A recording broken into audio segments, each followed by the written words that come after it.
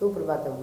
सरस्वती शिक्षा समिति द्वारा आयोजित ऑनलाइन क्लासेस में सभी भैया बहनों का हार्दिक स्वागत। हमने पिछली कक्षा में पढ़ा था कृष्ण सुदामा की कहानी। पिछले कालांश में कृष्ण सुदामा की कहानी के अंतर्गत सुदामा के जो पांव थे कृष्ण ने अपने अश्रु जल से धोए थे। और आज हम आगे जो अध्याय पढ़ रहे हैं उसके लिए पहले मैं भैया बहनों से प्रश्न करती हूँ, जैसे कि हमारा जो शरीर है वो पंच तत्वों से निर्मित होता है। पंच तत्वों के अंतर्गत जो तत्व आते हैं उसमें सर्व प्रमुख जो है, जैसे मैंने अश्रु जल की बात की थी, वैसे सर्व प्रमुख जो तत्व है वो है अपना जल, फिर है वायु, फिर है अग्नि, फिर आकाश और पृथ्वी। इन 5 तत्वों से मिलकर हमारे मानव शरीर का निर्माण हुआ है। और एक तरीके से माने तो जल ही मनुष्य का क्या माना जाता है? जीवन माना जाता है, क्योंकि जल के बिना हमारा जीवन सर्वथा अधूरा है। जल के बिना जीवन की कल्पना करना भी व्यर्थ है। अतः हम जो पाठ या जो अध्याय अपन करेंगे आगे, उसमें हम जल के विषय में विस्तृत जानकारी प्राप्त करेंगे। इसलिए आज का मेरा प्रकरण रहेगा पानी की कहानी। आज का जो प्रकरण है वह रहेगा पानी की कहानी।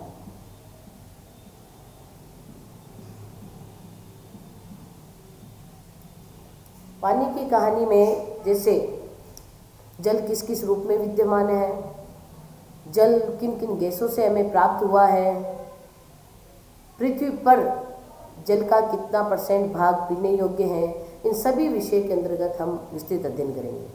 अब अपनी कक्षा अष्टमी का अध्याय 16 जो है पानी की कहानी, उसके अंतर्गत पानी की विस्तृत कहानी आई हुई है, जिसका मैं सारांश आपको बता रही हूँ। जैसे पानी जो है, आपने देखा है पानी के बिना हम भोजन के बिना रह सकते हैं, उपवास कर सकते हैं, लेकिन पानी के बिना हमारा जीवन या एक दिन भी निकालना बहुत कठिन हो जाता है। तो पानी के अंतर्गत हमने देखा है कि पानी को आप भैया बहन देखते हो किस किस रूप में आपने देखा है। जैसे अभी इस कोरोना महामारी के चलते सभी घर में पानी गर्म कर कर पी रहे हैं। गर्म करने पर पानी जो है, आपको जानकारी होनी चाहिए, भाप बनकर ऊपर उठता है। ऊपर उठता है मतलब वो पानी का कौन सा रूप हो गया? गैसीय रूप हो गया। फिर पानी जो पीने योग्य होता है वो कौन सा रूप हो गया? अपना तरल रूप हो गया। और वही पानी जब ग्रीष्म ऋतु में फ्रीजर बॉक्स में जमा कर रखा जाता है तो वो पानी का कौन सा रूप हो गया? ठोस रूप हो गया। इसलिए हम पानी के तीनों रूपों के विषय में विस्तृत अध्ययन भी करेंगे। इसके लिए मैं आपको एक सामग्री बता रही हूँ, आप सभी भैया बहन समझे इस चीज़ को।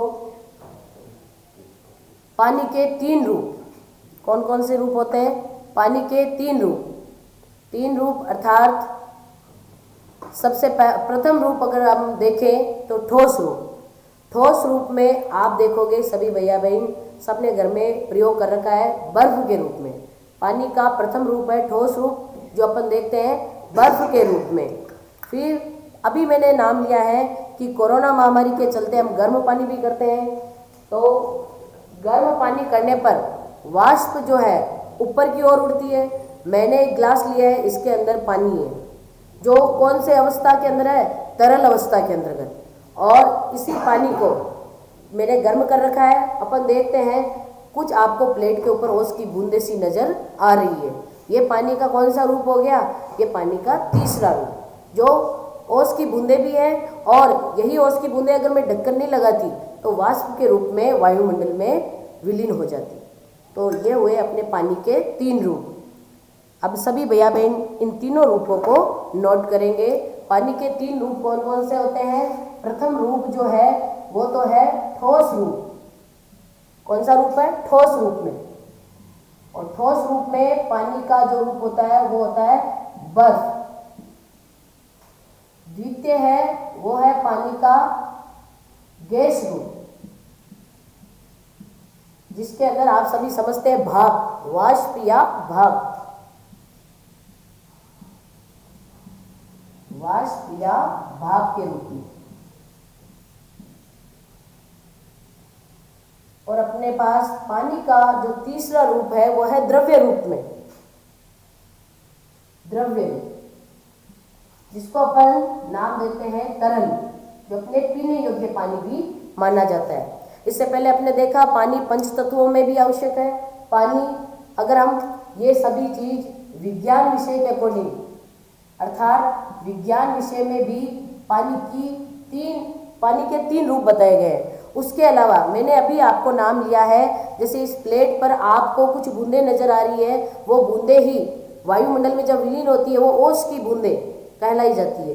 तो ये ओस की बूंद पानी की कहानी है, इसके अंदर प्रारंभ, जो इस कहानी का प्रारंभ है वो ओस की बूंद से लिया गया है। अर्थात जैसे आपको मैं सारांश तक कहानी सुनाती हूँ कि जैसे एक ओस की बूंद है, वो बेचारी अपनी कहानी सुना रही है कि वो किस प्रकार वायुमंडल में विलीन हुई है और उसके पूर्वज क्या क्या करते थे और उनके पूर्वजों के द्वारा ही वायुमंडल का निर्माण भी हुआ है।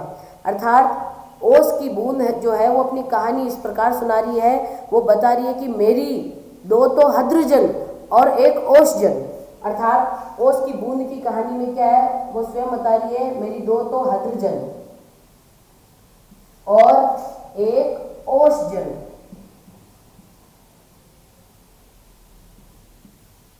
इन दोनों की रासायनिक अभिक्रिया से ही मेरा निर्माण हुआ है। जैसे हद्रजन में आपको इतना कंफ्यूज नहीं होना है, हद्रजन अर्थात हाइड्रोजन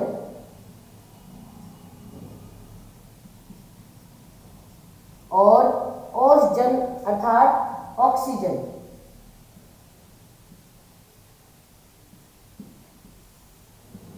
अब इन दोनों के परस्पर रासायनिक अभिक्रिया से आपको पता है, विज्ञान में आपने सूत्र देखा ही है, H2O का निर्माण हुआ है और H2O ही किसका रूप है, पानी का। यह आपको अच्छे से याद रखना है। और ये पानी की कहानी में ओस ने अपना ये निर्माण बताया है कि मेरा निर्माण हाइड्रोजन और ऑक्सीजन से हुआ है। H2O ही मेरी रासायनिक अभिक्रिया से निर्मित, मतलब मेरा ये साकार रूप है। और इसके अलावा वो अपने रूप के विषय में बताती है कि मेरे पूर्वजों में, अर्थात बहुत समय पहले जब भूगर्भिक हलचलें हुई थी या वायुमंडल में जो उथल पुथल हो रही थी, उस उथल पुथल के अंदर कई सारे ग्रह उपग्रह आपस में जो निर्मित हुए थे टकराकर, उनसे भी ये बता रही है कि उस समय मेरा रूप जो है वो मेरा रूप था वाष्प रूप में। मैं वाष्प रूप में ही वायुमंडल में विलीन रहती थी, लेकिन धीरे धीरे क्या हुआ, मेरे रूप को रासायनिक अभिक्रिया के द्वारा तरल रूप दे दिया गया। और आज वर्तमान में भी हम देखें तो जैसे भूगोल विषय के अंतर्गत मैं जा रही हूँ, भूगोल विषय के अंतर्गत अपन वर्तमान में भी देखें तो 70% जल भूमि पर है और 30% भूमि स्तरीय भाग लिए हुए हैं।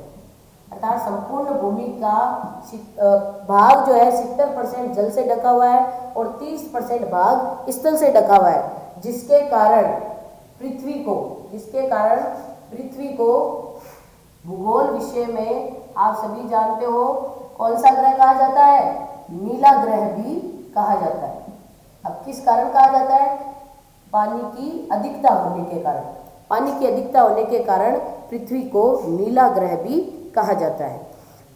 अब हम देखते हैं कि ये ओस की बूंद जो है अपनी जो कहानी सुना रही है उसके विषय में अपन देखते हैं कि ओस की बूंद बेचारी कह रही है कि मेरे शरीर में बुलाकर आनंद से फिर रही दुर्भाग्यवश रोए से मेरा शरीर छू गया।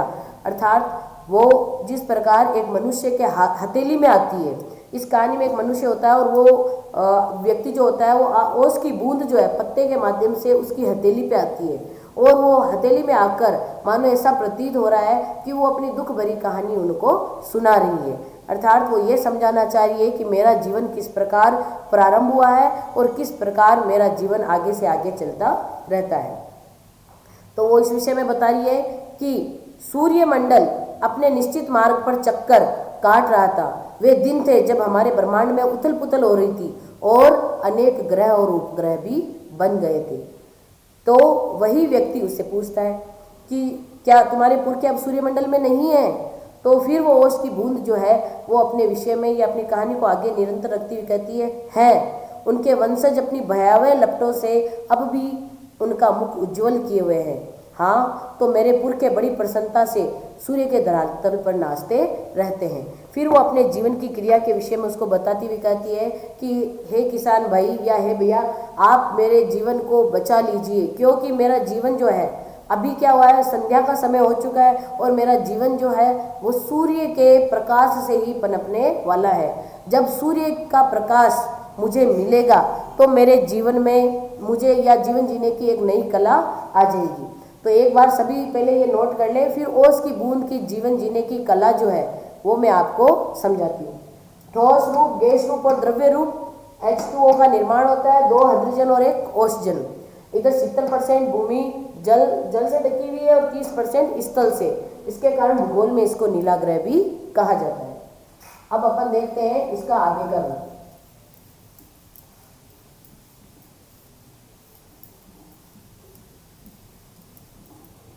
अब आपने देखा होगा ये ओस की बूंद ने एक पंक्ति छोड़ी है हमारे लिए कि जब सूर्य उदय हो जाएगा तब मेरा जीवन बिल्कुल बच जाएगा। इसके लिए वो किसान से विनती कर रही है, उस किसान भाई से विनती कर रही है कि तुम मेरे जीवन को बचा लीजिए। तो अब सूर्य उदय होने का मतलब, तो हम आते हैं एक चित्र के माध्यम से इस चीज को समझते हैं। जैसे ये अपना है सूर्य, अब सूर्योदय हो चुका है, एक प्राकृतिक दृश्य के रूप से समझेंगे। आपने देखा है ये चित्र तो कई भैया बहनों ने कक्षा तृतीया से बनाना प्रारंभ कर दिया होगा। तो आपने देखा होगा पहाड़ों से क्या निकलती है, नदियां निकलती है, और नदियों में क्या भरा होता है, जल भरा होता है, और नदियां फिर जाकर कहाँ मिल जाती है, समुद्र में मिल जाती है। तो इन नदियों का पानी जो है जो समुद्र में इकट्ठा हो जाता है। अब आप जल चक्र के विषय में जानते होंगे, सूर्य की तेज गर्मी जब कहाँ पड़ेगी, समुद्र के पानी पे गिरेगी। सूर्य का तेज प्रकाश जब समुद्र में गिरेगा तो वह पानी जो है, मैंने अभी आपको पानी की 3 अवस्थाएं समझाई थी। गर्म करने पर, तो वो गर्म कौन कर रही है, प्रकृति खुद इसको गर्म कर रही है, अर्थात सूर्य देव जो है वो उसको गर्म कर रहे हैं इसके जल को, और यह जल क्या बनकर, वाष्प बनकर। तो ये कौन सा रूप आ गया जल का, दूसरा रूप। ये समुद्र में तो जल है, कौन से रूप में, तरल रूप में। फिर सूर्य के प्रकाश से जब ये पानी गर्म हो रहा है तो ये किस रूप में ऊपर चढ़ रहा है, वाष्प के रूप में। और जब ये वाष्प के रूप में ऊपर चढ़ता है तो मैंने अभी आपको बताया नहीं, पुनः देखेंगे, आपको पता है ये बूंदें आपस में एकत्रित हो चुकी है। वैसे ही ये वाष्प की बूंदें जब सूर्य के प्रकाश से ऊपर की ओर उड़ती है तो ऊपर जाकर आपस में एकत्रित हो जाती है, और इन एकत्रीकरण से ही इसका निर्माण होता है, बादलों का निर्माण होता है। सूर्य की बूंदें जब एक साथ एकत्रित हो जाती है तो बादल का निर्माण करती है, और फिर वही बादल आपको बताया पुनः पृथ्वी पर वर्षा के रूप में बरसते हैं। तो ये एक अपना जल चक्र भी हुआ। इसमें अपन ने जल की 3 अवस्थाएं पुनः समझ ली है। गर्म किसने किया, सूर्य देव ने, और तरल अवस्था में जो जल था वो गर्म हुआ, वाष्प अवस्था में वहाँ एकत्रित हो गया, कुछ बूंदें एकत्रित हो गई और पुनः वापिस धरती पर वर्षा के रूप में बरस चुकी है। इसलिए इसने ओस की बूंद ने भी एक विनती मांगी है और एक बात कही है कि जब सूर्य भगवान अर्थात जब सूर्योदय होगा तो मेरा अस्तित्व वापस बच जाएगा। इसलिए ओस की बूंद जो है वो एक छोटी सी बूंद होती है, परंतु उसमें उसका पूरा जीवन है, पूरा जल चक्र विद्यमान है। अर्थात हम इस विषय को अब यहीं पे समाप्त करते हैं। अगले कालांश में हम देखेंगे कि जल के स्रोतों में आगे हमें कौन कौन सी वस्तुएं प्राप्त होती है, या जलीय जीव जंतु कौन कौन से होते हैं, उनके विषय में हम विस्तृत अध्ययन करेंगे। सभी भैया बहनों का धन्यवाद।